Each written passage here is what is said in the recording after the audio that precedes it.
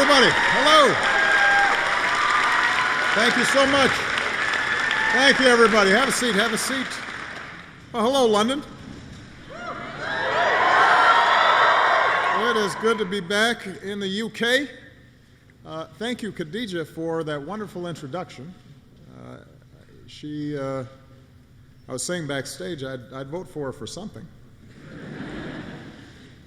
I want to thank our U.S. Ambassador, Matthew Barzun, for all the great work that he's doing.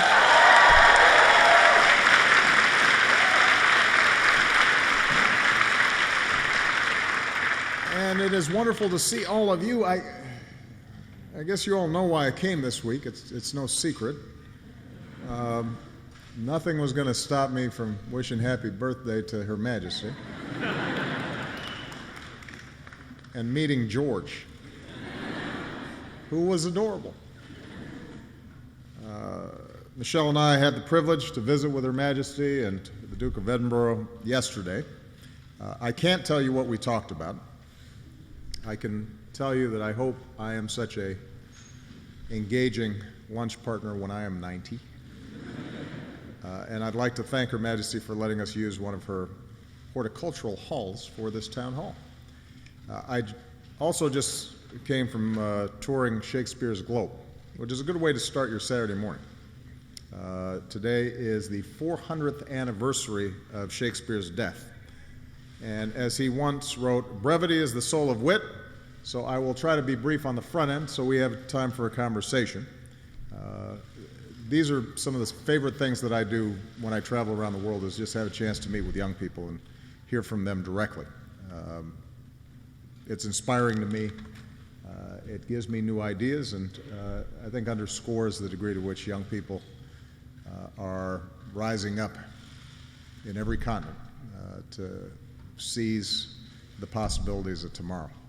Now, whenever I get together with leaders of the United States and UK, you hear a lot about the special relationship and the shared values and interests that bind us together, and the way that our cooperation makes the world safer and more secure and a more just and prosperous place, and all of that is true. And we go back a pretty long way, the UK and the US. We've had our quarrels. There was that whole tea incident, and the British burned my house down.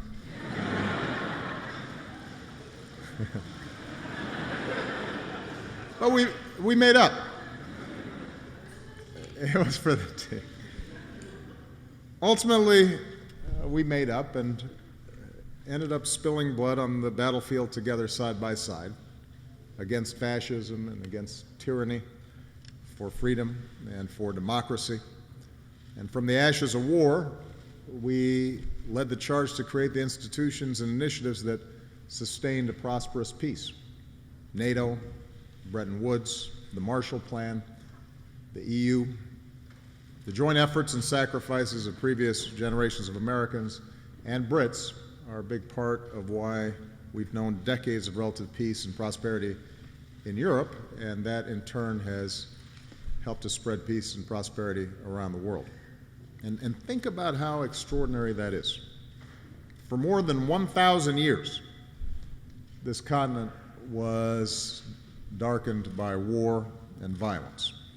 It was taken for granted. It was assumed that that was the fate of man.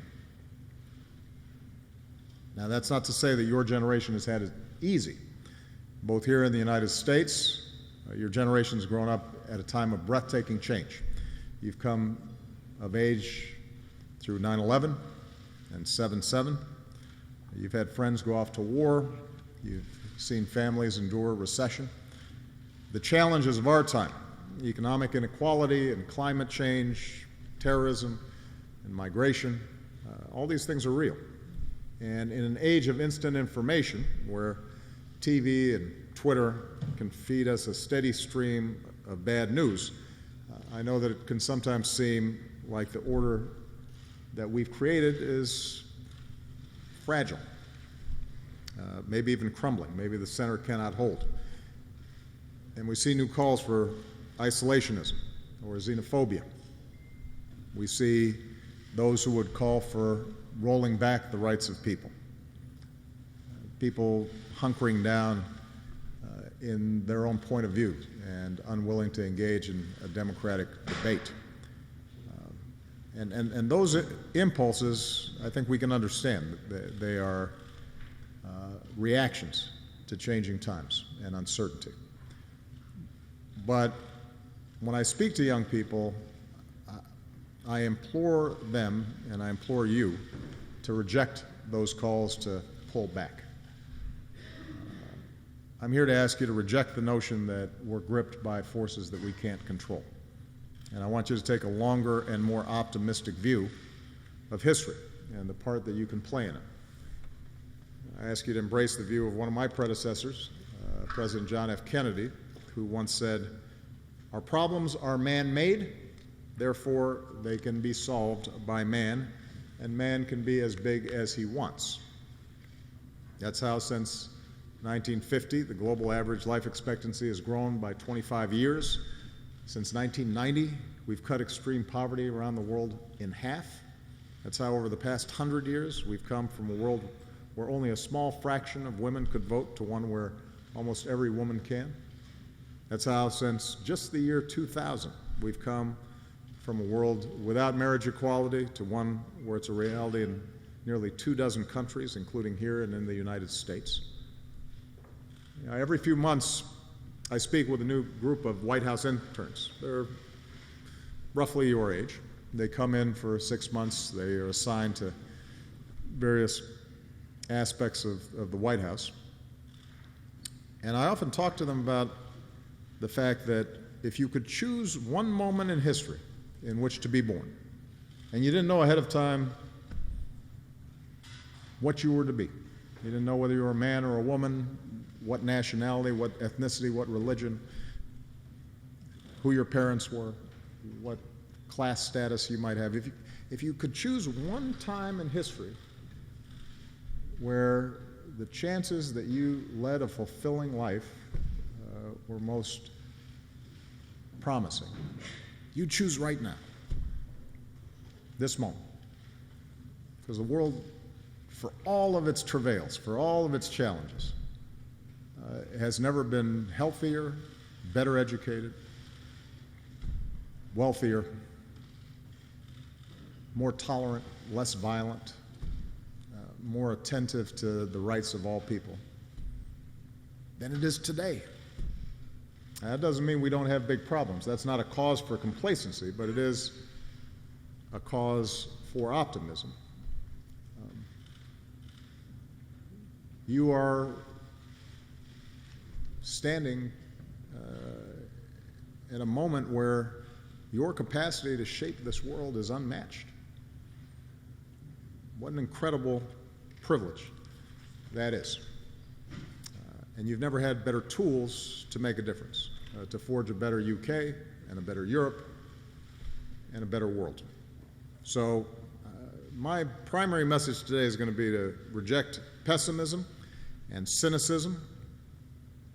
Know that progress is possible, that our problems can be solved. Progress requires the harder path of breaking down barriers and building bridges and standing up for the values of tolerance and diversity that our nations have worked and sacrificed to secure and defend. Progress is not inevitable, and it requires struggle and perseverance and discipline and faith. But that's the story of how we won voting rights and women's rights and workers' rights and civil rights and immigration rights and gay rights. Because of those who came before us, often risked their lives to give us the chance to know something better. That's what gives me so much hope about your generation. So many of you are driven by that same impulse. You are a generation that has seen integration and globalization not as threats but as opportunities for education and exploration and employment and exchange. You're a generation who sees differences of pluralism and diversity not as a curse but as a great gift. And that's one of the reasons why the United States has invested in young leader initiatives around the globe, in Africa, and Latin America, Southeast Asia, and right here in the UK. So last summer we launched Young Leaders UK, and it's grown from 4 students in Plymouth to more than 1,000 nationwide.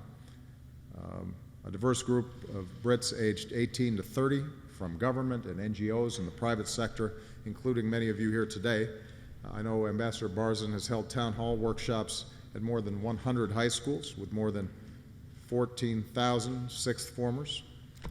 He's worked to create more of the U.S. Embassy exchange programs that have graduated alumni like Margaret Thatcher and Gordon Brown and Tony Blair, because we want you to have the tools, connections, and resources that you need to make yourselves change agents, the change that you are looking for in the world. So your young leaders like Michael Sawney, who's here today. Where's Michael? Just right behind. There he is. Michael was inspired by America's Rock the Vote voter registration initiative, so he started his own Bite the Ballot, initiative here in the UK. And he spent time in Greensboro, North Carolina, where he learned about our civil rights movement. And he said, I have a new understanding of the meaning of perseverance, resilience, and delayed gratification, about fighting for change you may not live to see, but your children will live to see. Fighting for change that you may not live to see, but your children will live to see. That's what this is all about. That's what we are all about, whether in the Cold War or World War, movements for economic or social justice, efforts to combat climate change. Our best impulses have always been to leave a better world for the next generation. Mariam Ahmed is here today. Where's Mariam? Where are you? Are you also behind me? There's Mariam up top. It's that impulse that compels a young leader like Mariam to say, I may have grown up one of 8 in a small West London house, but I'm going to use the education I got at Oxford to help any child have the same opportunities that I have. And Ali Hashim is here. Where's Ali? Right there. It's this same impulse that's led Ali to say, I may have fled Syria as a child, but now that I'm in elective office, I'm going to use my power to help other refugees like me. And Becca Bunce is here today. Where's Becca? There's Becca. It's that impulse that compels a young leader like Becca to say that as a woman with a disability, I may have fallen down at times, but people who believed in me picked me up.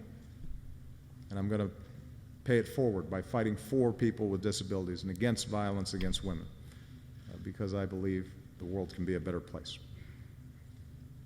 You can't help but be inspired by the stories of young people like these, both in the United States and the United Kingdom. And think of all the good that we can do together. Think of all the good that we have yet to accomplish. There is not a challenge on this planet that our 2 countries don't take on together. And as long as your generation nurtures that special relationship and learns from one another and stands together, I'm confident the future is brighter than the past and that our best days are still ahead of us. So, with that, let's have a conversation. All right, you guys were ready. Here's what we're going to do. I am going to go boy, girl, to make sure that it's fair. I'll try to get as many questions as I can. Introduce yourself. We have mics right there. And tell me who you are and where you're from. And then try to keep your question or comment relatively brief so I can get as many as possible. All right?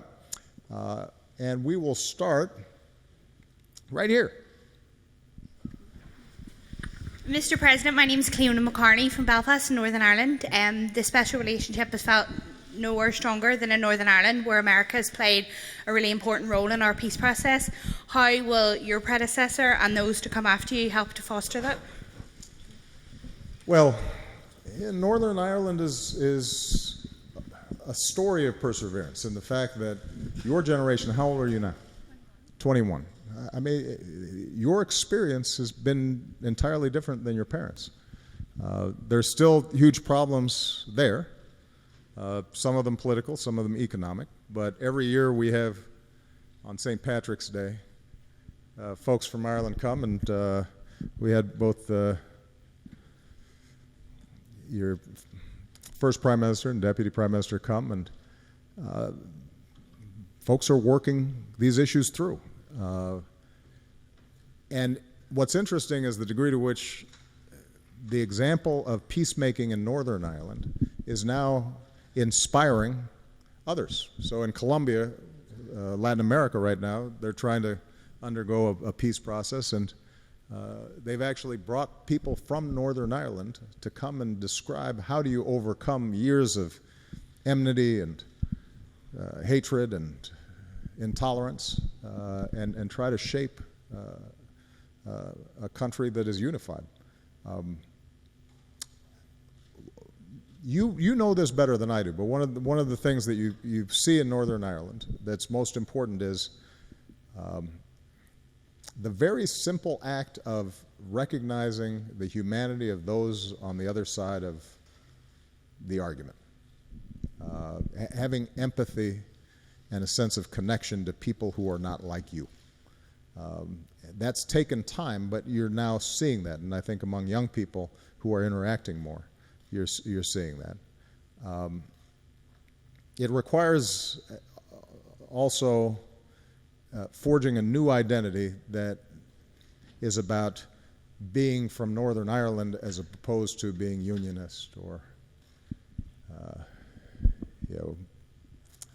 Sinn Féin, or just deciding the country as a whole is more important than any particular faction or any particular flag. But this is a challenging time to do that, because there's so much uncertainty in the world right now, because things are changing so fast. There's a temptation to forge identities, tribal identities, that give you a sense of certainty, as a buffer against change. And that's something that our young people, we have to fight against. Whether you're talking about Africa or the Middle East or Northern Ireland or Burma, the forces that lead to the most violence and the most injustice typically spring out of people saying, I want to feel important by dividing the world into us and them. And them threatens me, and so I've got to make sure that my tribe strikes out first. And fighting that mentality and that impulse requires us to begin very young with our kids. One of the most encouraging things I've seen in Northern Ireland is children starting to go to school together, right? And having a sense of that we're all in this together, as opposed to it's us against them. But it's going to take some time. It'll depend on leaders like you to make it happen. All right? No pressure. You're going to be fine. You're going to do it. All right. Good question. All right. It's the gentleman's turn. That gentleman right there. Yes, you. No, yeah. There's nobody behind you right there. No. You. Hold on a second. I was pointing down here, but right. Go ahead, and I'll call on him next. Hi, I'm Peter from London. Hi, Peter. Thank you. So I want you to imagine in the future, so if your successor comes to you and she says, so...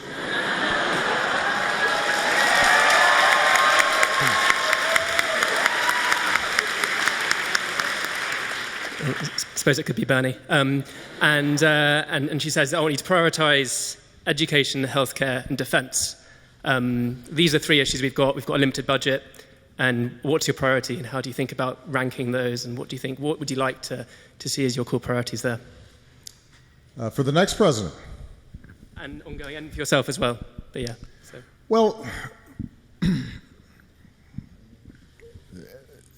one of the things that I've learned as president is I don't always have the luxury of just choosing one or two things. Turns out that how well we do in the United States and how well the globe does depends on a lot of things. My first priority is keep the American people safe. Just like I'm sure Prime Minister Cameron, if you asked him what is your first priority, it's keeping the United Kingdom safe.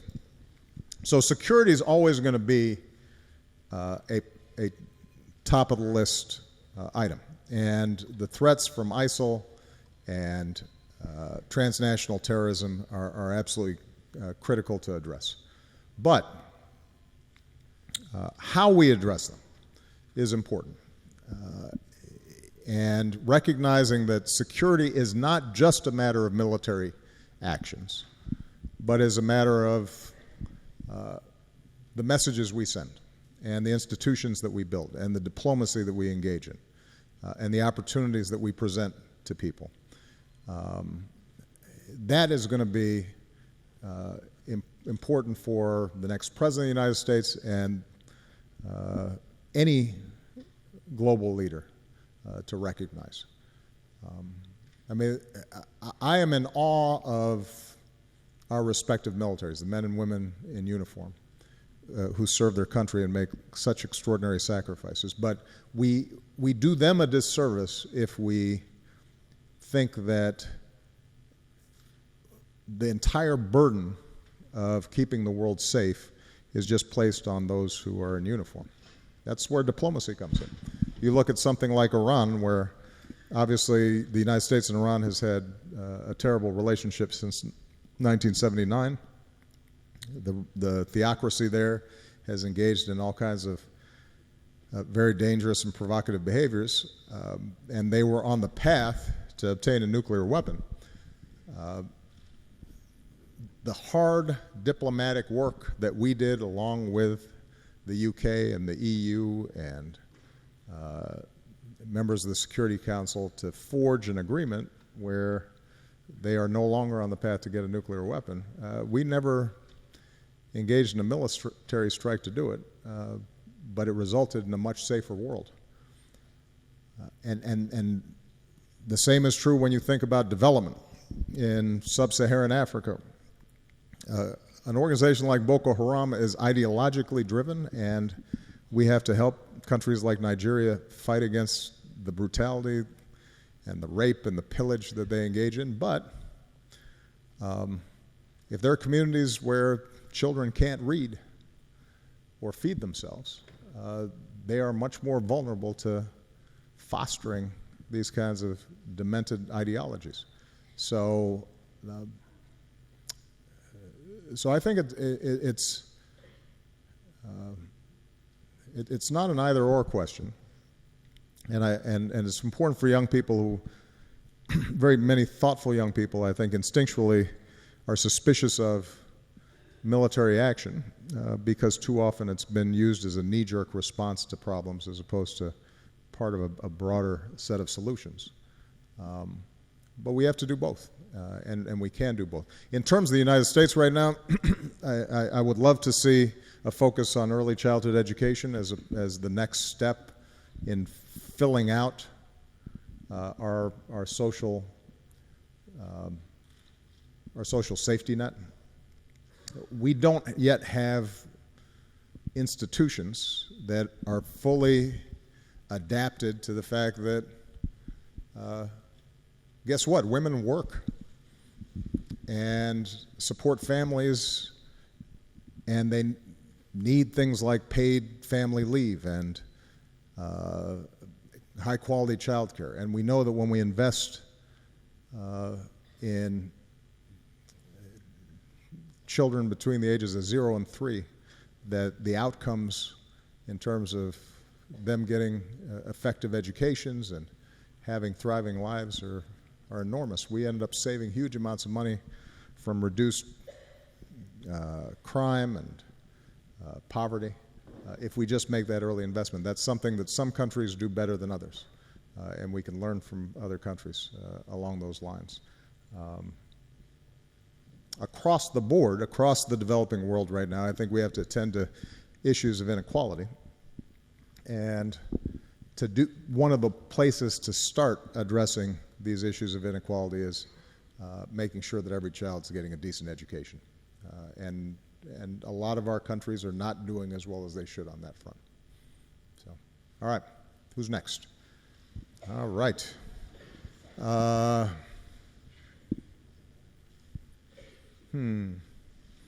Young lady right there. Right, you. Yes, you. Hi, my name is Fatima, and my question is, do you think signing the TTIP agreement will have a negative impact on the EU due to the standards of regulation enforced? For those of you who are not aware, TTIP, as we call it, is the trade deal that is being negotiated between the United States and the European Union. We haven't gotten it done yet. The truth is that the United States and Europe already have enormous amounts of trade. But there's still barriers that exist that prevent businesses and individuals that are providing services to each other to be able to do so seamlessly. And if we are able to get this deal done, it's estimated that it will create millions of jobs and billions of dollars of benefits on both sides of the Atlantic. But getting trade deals done is tough because each country has its own parochial interests and factions, and in order to get a trade deal done, each country has to give something up. So it's a time-consuming process. And people right now are especially suspicious of trade deals because trade deals feel as if they are accelerating some of these globalizing trends that have weakened labor unions and allow for jobs to be shipped to low-wage countries. And some of the criticism in the past of trade deals are legitimate. Sometimes they have served the interests of large corporations and not necessarily of workers in the countries that participate in them. But we've just gone through this exercise between the United States and Asia, where we organized a large regional trade deal with 11 countries. And part of the argument that I'm making in the United States is that the answer to globalization and income inequality and lack of wage growth is not to try to pull up the drawbridge and shut off trade. The idea is to make sure that in these trade deals we are embedding standards and values that help lift workers' rights and help lift environmental standards and help fight against things like human trafficking and child labor. And our values should be embedded in how countries trade with each other. So, for example, Vietnam was one of the countries that is part of this Trans-Pacific Partnership. And we said to Vietnam, if you want access to our markets, we understand you have a different political system than us, but if workers have no rights and there's no possibility of organizing labor unions, we're not going to let you sell a bunch of sneakers and T-shirts into our country because, by definition, you're going to be undercutting the standards of living of folks in our country. And so for the first time, the government of Vietnam has started to change its laws to recognize labor unions. Now, they're still suppressed. Those standards are not where they are in the United States or the UK, but it gives us a lever by which to begin to raise standards all around the world. Now, that's less of an issue between the United States and Europe. Main thing between the United States and Europe is trying to just break down some of the regulatory differences that make it difficult to do business back and forth. Plus making sure those light sockets are all matched up. I mean, those light sockets are really irritating. Let's see. I promised I was going to call on this gentleman back here. Yes, sir. No, right here. You keep passing by this poor guy. My name's Elijah Abel Bell, and I'm from London. After 8 years, what would you say you want your legacy to be? Well, I mean, I still have a few more months, so no, that's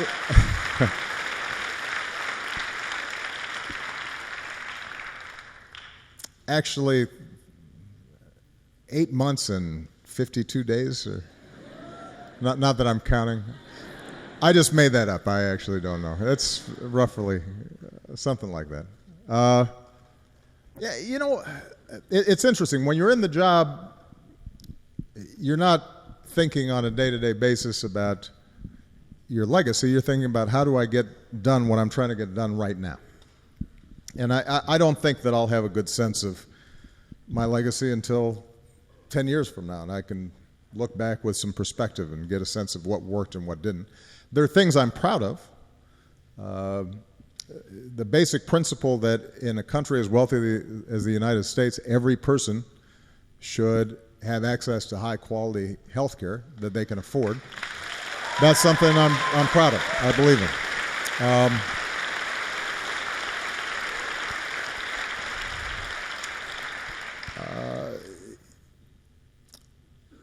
Saving the world economy from a Great Depression, that was pretty good.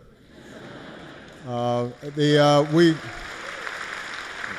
first time I came to London, was April of 2009, and the world economy was in a free fall. In part because of the reckless behavior of folks on Wall Street, but in part because of reckless behavior of a lot of financial institutions around the globe. For us to be able to mobilize the world community to take rapid action, to stabilize the financial markets, and then in the United States to pass Wall Street reforms that make it much less likely that a crisis like that can happen again. I'm proud of that. I think on the international stage, the work that we did to get the possible nuclear weapons that Iran was developing out of Iran, and doing so without going to war, is something I'm very proud of. There are things that people don't pay a lot of attention to now, but the response to the Ebola crisis, for about 3 weeks, everybody was sure that everybody was going to die. We're all going to get Ebola. We're all going to die. And there was sort of hysteria about it. And then everybody forgot about it.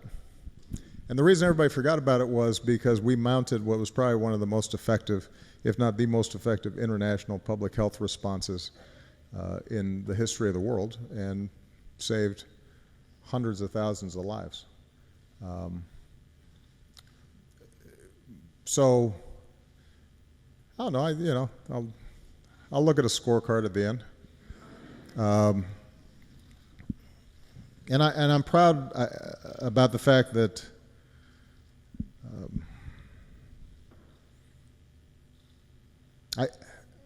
I think that I have been true to myself during this process. I don't. Sometimes I look back at what I said when I was running for office and what I'm saying today, and they match up. So there's I think a certain core integrity to what I've been trying to do. We've had failures, and occasionally we've been blocked.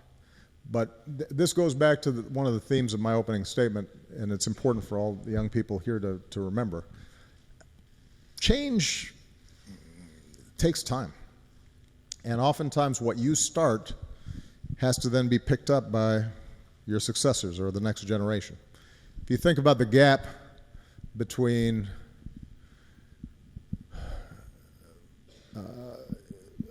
something I'm most familiar with, the American Civil Rights Movement.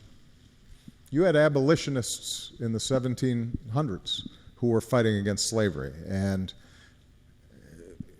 for 100 years built a movement that eventually led to a civil war And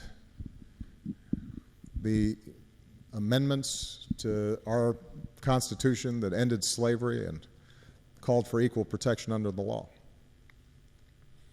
It then took another 100 years for those rights that had been enshrined in the Constitution to actually be affirmed through the Civil Rights Act of 1964 and the Voting Rights Act of 1965.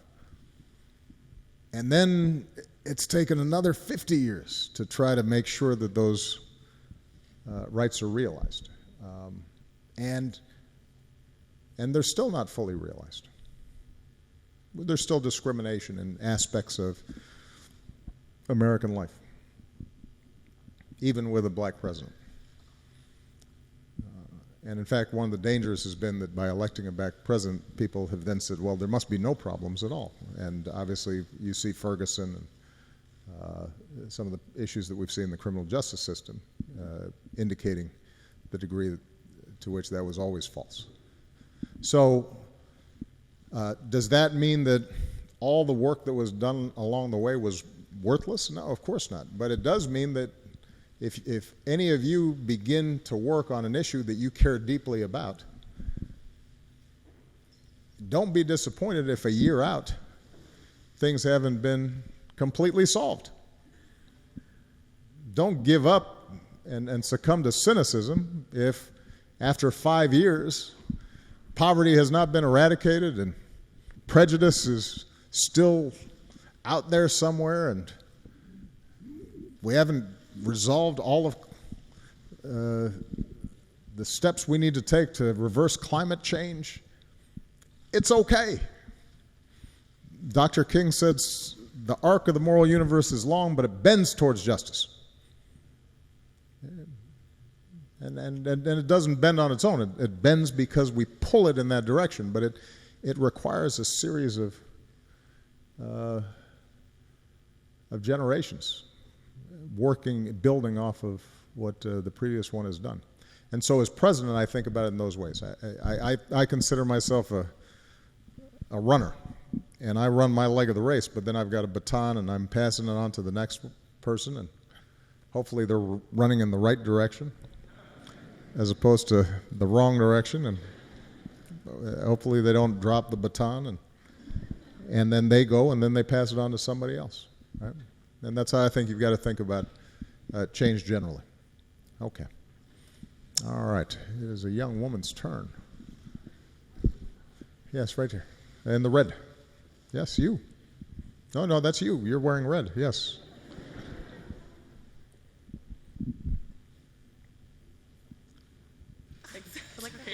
Hi, I'm Louisa. I'm a climate change campaigner, and I wanted to thank you for your smart and creative ways of trying to sort of get a grip on the problem. Yeah. And given you've been talking about the value of social movements, I was wondering which campaigns have made you change your mind while you've been in office and inspired you to do things, and where you think we need more external pressure from campaigns to create meaningful change.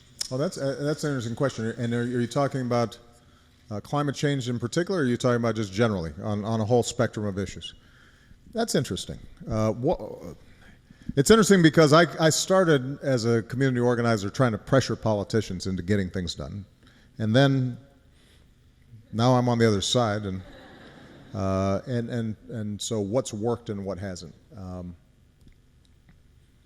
Well, you know, in the United States, what's been remarkable is the rapidity with which the marriage equality movement changed the political landscape and hearts and minds and resulted in actual changes in law. It's probably been the fastest. It's probably been the fastest set of changes that, in terms of a social movement, that I've seen.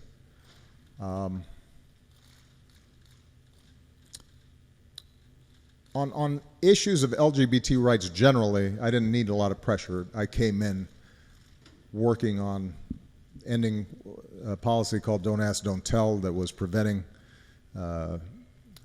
LGBT citizens from serving in our military openly. We did that very systematically. Policies in terms of those who had HIV/AIDS being able to immigrate to our country, hospital visitations. There were a whole host of things that we were already doing. But on marriage equality, I was in favor of what's called civil unions. My notion was initially that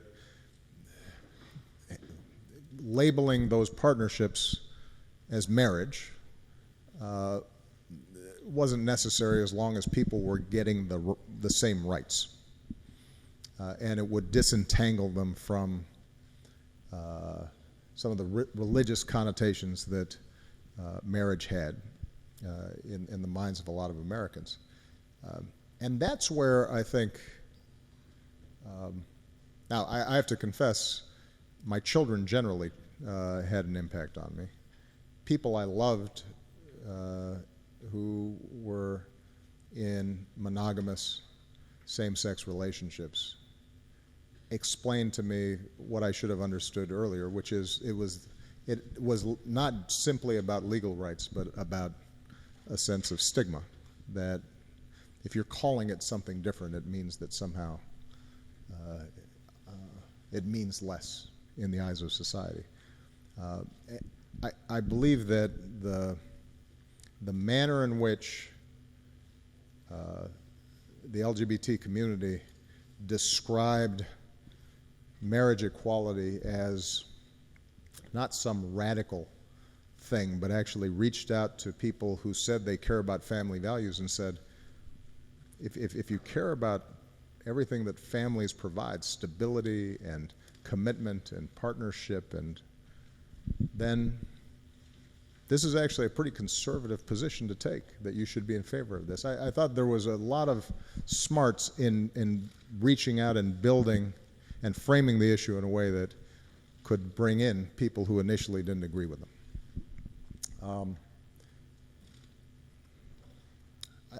As a general rule, I think that what, for example, Black Lives Matter is doing now to bring attention to the problem of a criminal justice system that sometimes is not treating people fairly based on race or reacting to shootings of individuals by police officers has been really effective in bringing attention to problems. One of the things I caution young people about, though, that I don't think is effective is once you've highlighted an issue and brought it to people's attention and shined a spotlight, and elected officials or people who are in a position to start bringing about change are ready to sit down with you, then you can't just keep on yelling at them.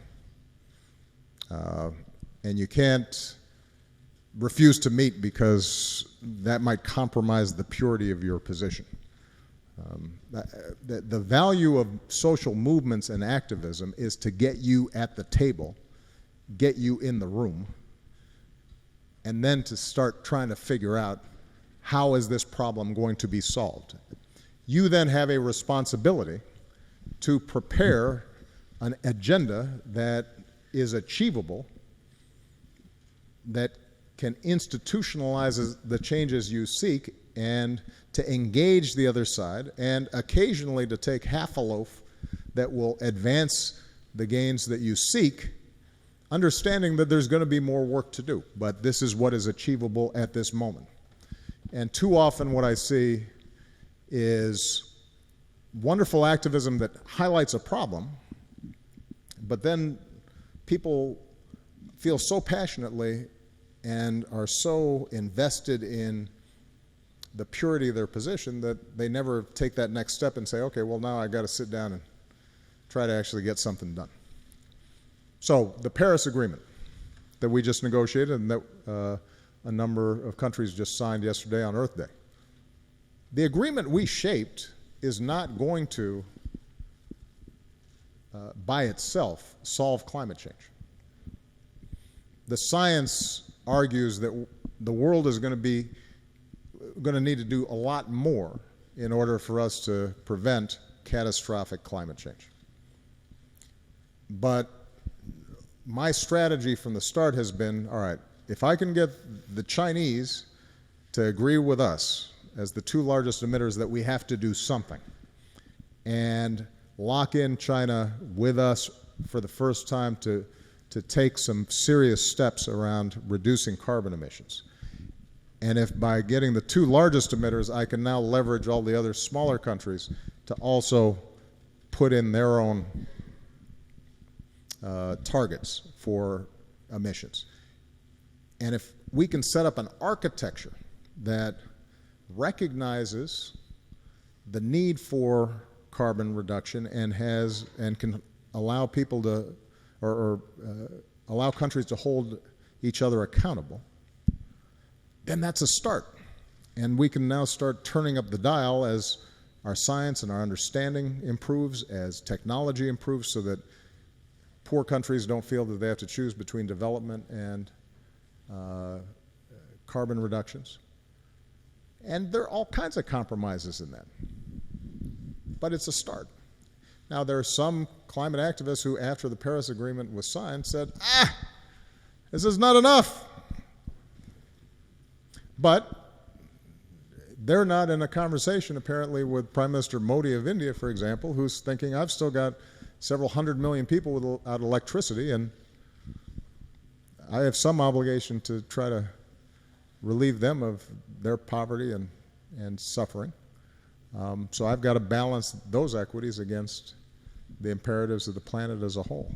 And so now the good news is that most of the groups that have been involved in this process have been pretty sophisticated. But that's a general principle that I think all of you should consider.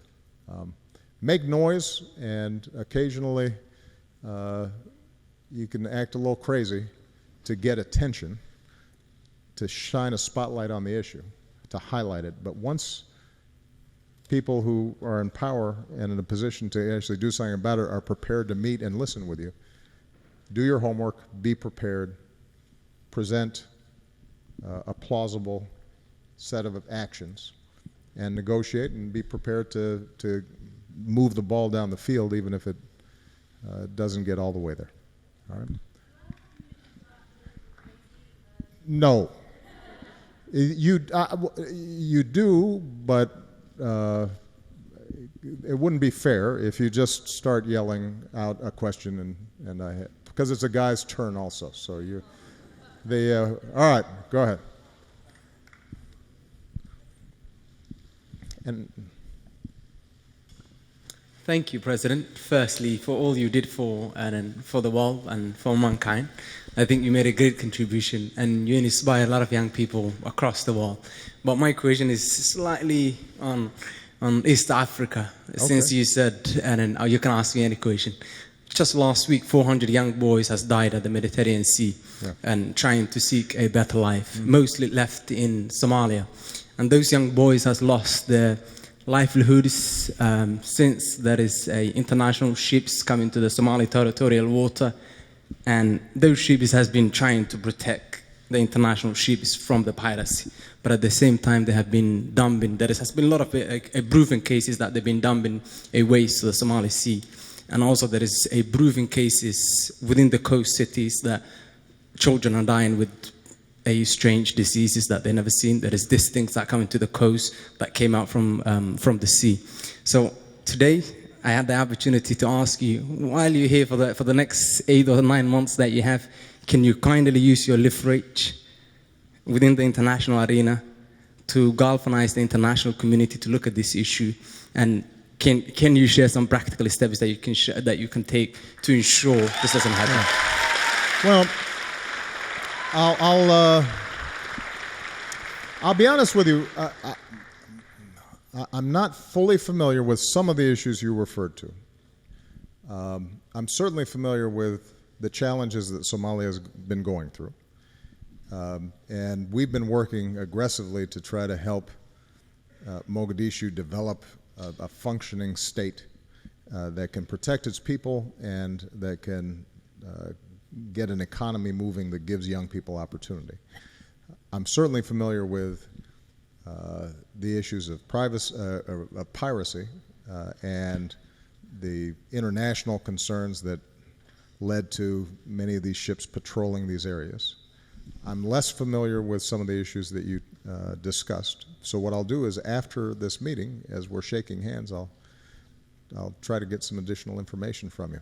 One of the things I've learned as president is, although you can always fake your way through an answer, sometimes it's really good just to say, you know what, I don't know all the answers on this one. So I'll find out more about the specifics that you're talking about. All right. See, now since you've raised your hand and you didn't continue to act crazy, I'm going to go ahead and call on you. Go ahead. First of all, sincerest apologies. I That's guess I got okay. overwhelmed. You got excited. My name's Maria Manir, and you've been speaking a lot about how we have to become the change that we want to Right. see. And you've spoken about progress, about human rights, and about how we in the US and the UK need to lead in terms of civil rights movements and LGBTQ issues. Now, I'm about to do something terrifying, which is I'm coming out to you as a non-binary person, which means that I don't fit within... I'm getting emotional, I'm so sorry. Oh, it's okay.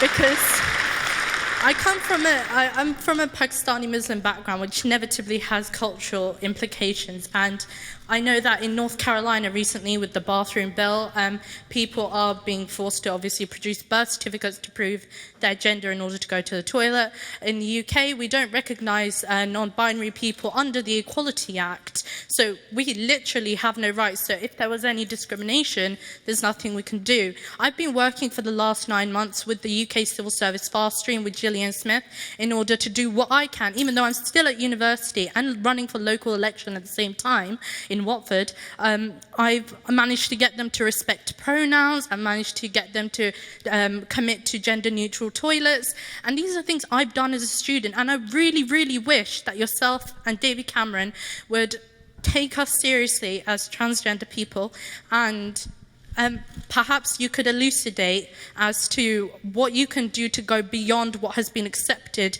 as the LGBTQ rights movement, in including people who fit outside the social norms. Well, look, I think that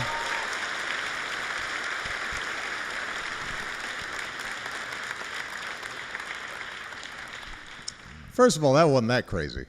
I thought you were gonna ask to come up here and dance with me or something, or but look, I'm incredibly proud of the steps it sounds like you've already taken to speak out about your own experience and then to try to create a social movement and change laws. It sounds to me like you're on the right track. I can't speak for David Cameron, although I will say that on LGBT issues, I think David's been ahead of the curve relative to a lot of other leaders around the world and even here in the UK. I can say from my perspective that we're taking a lot of serious steps to address these issues within the federal government. The challenge we've had is North Carolina, the law that comes up, for example. That's a state law, and because of our system of government, I can't overturn on my own state laws unless a federal law is passed that prohibits states from doing these things, and with the Congress I currently have, that's not likely to happen. But we're doing a lot of work administratively. And as I said, you should feel encouraged just by virtue of the fact that I think social attitudes on this issue have changed faster than I've seen on any other issue. It doesn't feel fast enough for you or for those who are impacted, and that's good. You shouldn't feel satisfied. You should keep pushing. But I think the trend lines are good on this. We're moving in the right direction, and in part because of courageous and active young people like yourself. So stick with it. All right. Let's see. Gentleman in the green here. Thank you very much. I'm Alex Clements from Manchester. I agree with everything you've said so far about compromise, but in an age of polarised politics, how do you inspire people to commit to compromise and fighting for the middle ground? I think it's a great question. It's something that I wrestle with. I would distinguish between compromising on principles and compromising in getting things done in the here and now. And what I mean by that is I am uncompromising on the notion that every person, regardless of race, religion, sexual orientation, ethnicity, has a dignity and worth and have to be treated equally. So I'm uncompromising in that basic principle. And I'm also of the belief that in order to realize that principle, every child has to have true opportunity. That every child is deserving of a decent education and decent health care and the ability to go to college and so that they can make of themselves what they will. So that's a powerful principle in me. That drives my politics. But if I'm sitting with Congress and I have the opportunity to get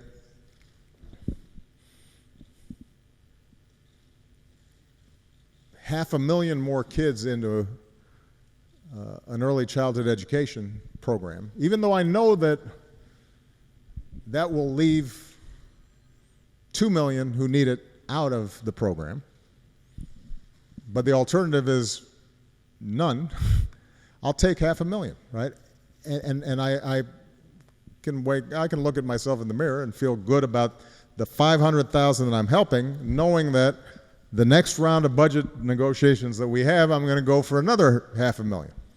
And I'm going to go for another 500,000 after that. So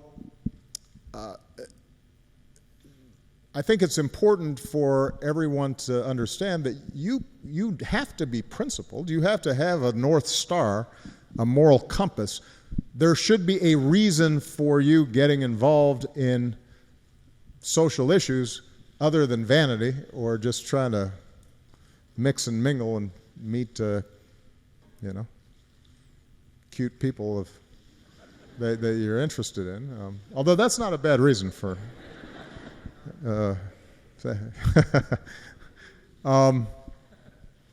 But you have to recognize that, particularly in pluralistic societies and democratic governments like we have in the United States and the UK, there are people who disagree with us.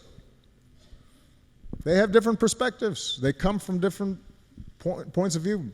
And they're not bad people just because they disagree with us. They may, in fact, assert that they've got similar principles to ours, but they just disagree with us on the means to vindicate those principles.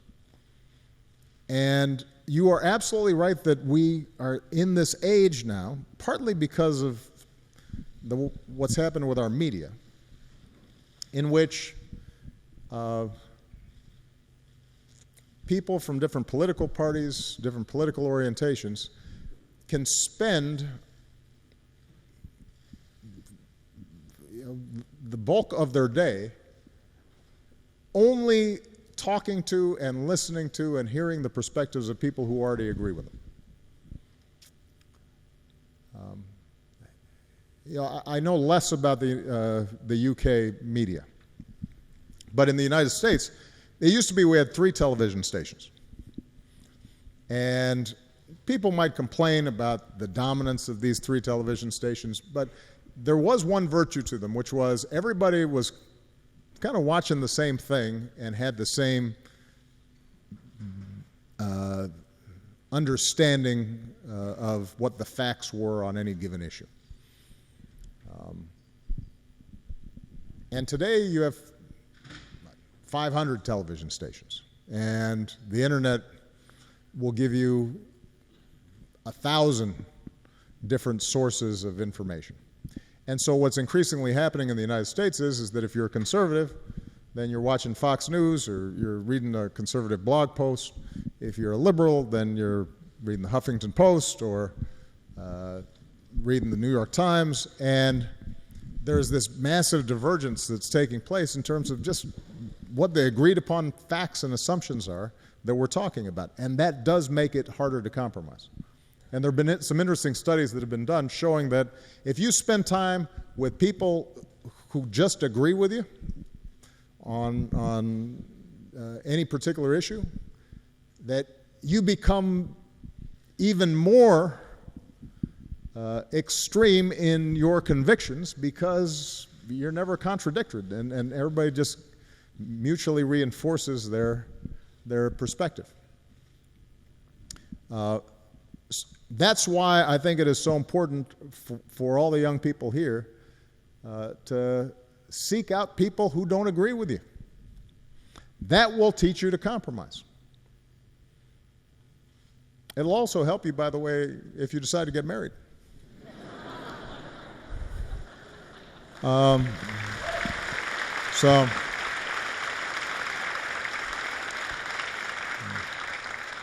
But the most important thing is understanding that compromise does not mean surrendering what you believe. It just means that you are recognizing the truth, the fact that these other people who disagree with you, or this other political party, or this other nation, they have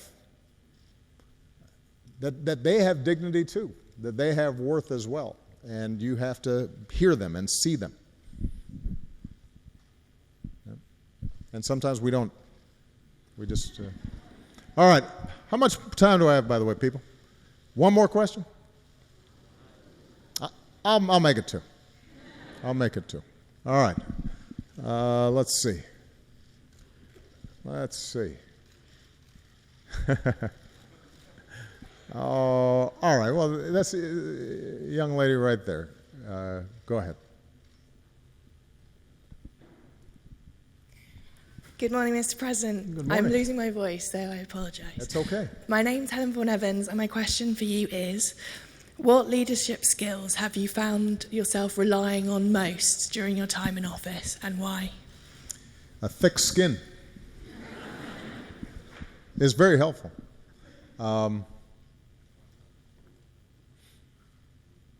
I was just talking about this actually with the ambassador, wasn't I, last night?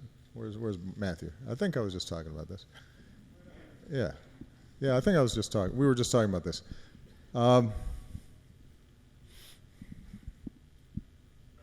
Two things I'm pretty good at. Let me say this. One of the things that happens as you get older is you are hopefully more aware of and honest with yourself about what your strengths are and what your weaknesses are. I could list my weaknesses, but you asked me about what the things I found useful, so I'll skip over that. Two things I'm pretty good at. One is attracting talent. And anybody who wants to be a leader, I would advise you to spend a lot of time thinking about how am I helping other people do great things. Because as President of the United States, I'm dealing with so many issues, and I can't be expert on everything. And I can't be everywhere. And the one thing I can do is assemble a team of people who are really good and really smart and really committed and care about their mission and have integrity, and then give them the tools or get rid of the barriers or help coach them so that they can do a great job. And I think leaders who think that their primary job is to make everybody do exactly what they want, as opposed to helping to organize really talented people to collectively go to where we need to go, typically stumble. You should be predisposed to other people's power. How can I make the people around me do great things? If they do, then by definition I'll succeed, because that's my job, is to get this team moving in the right direction. So that's one. Second thing, I'm pretty good at setting a course, a general direction, and being able to hopefully unify that team around that general direction. Oftentimes I have to rely on other people to implement and execute to get there. But setting a direction requires also listening to what is it that's important to people. And the third thing is synthesizing. I think it's very useful as a leader to be able to, particularly on complex issues, to sit around a table and hear a lot of different points of view and be able to get to what's the nub of the issue, what's the heart of the problem, what's the essential conflict that we're trying to resolve, and get everybody to see the problem the same, see what the problem is. Because I see a lot of organizations that spend a lot of time doing a lot of work, but they're working on the wrong thing, or they're distracted from the essential issue. Somebody once said, it's more important to do the right thing than to do things right. And what they meant was, you can hack away and build this amazing path through the jungle, but if you're headed in the wrong direction, then it's a waste of time. So you've got to make sure that people understand what it is that we're trying to solve. Yeah, that's enough. I've got time for one more. All right.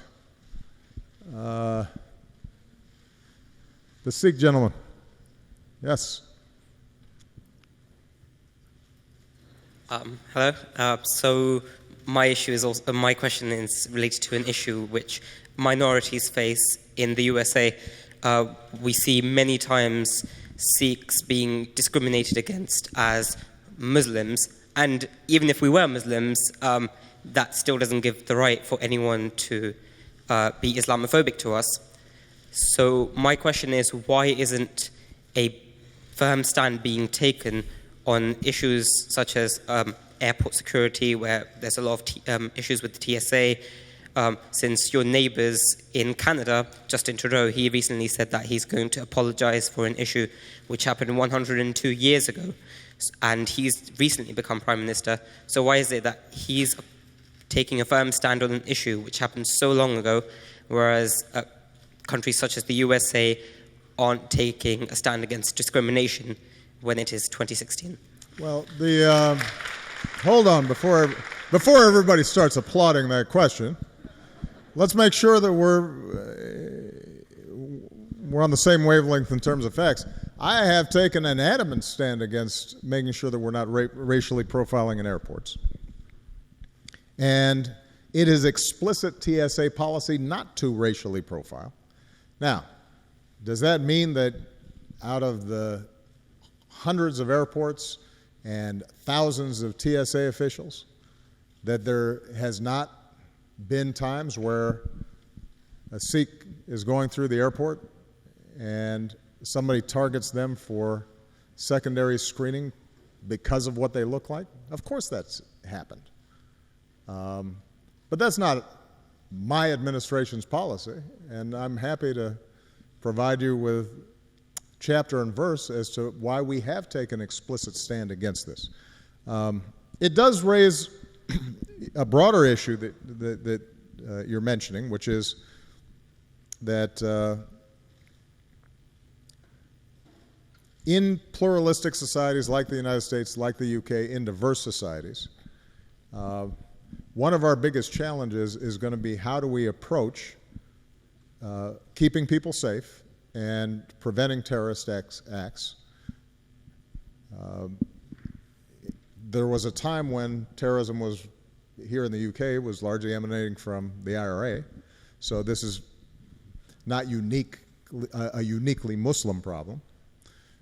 What is also true is today there are a tiny subset of groups that have perverted Islam in justifying killing innocent people.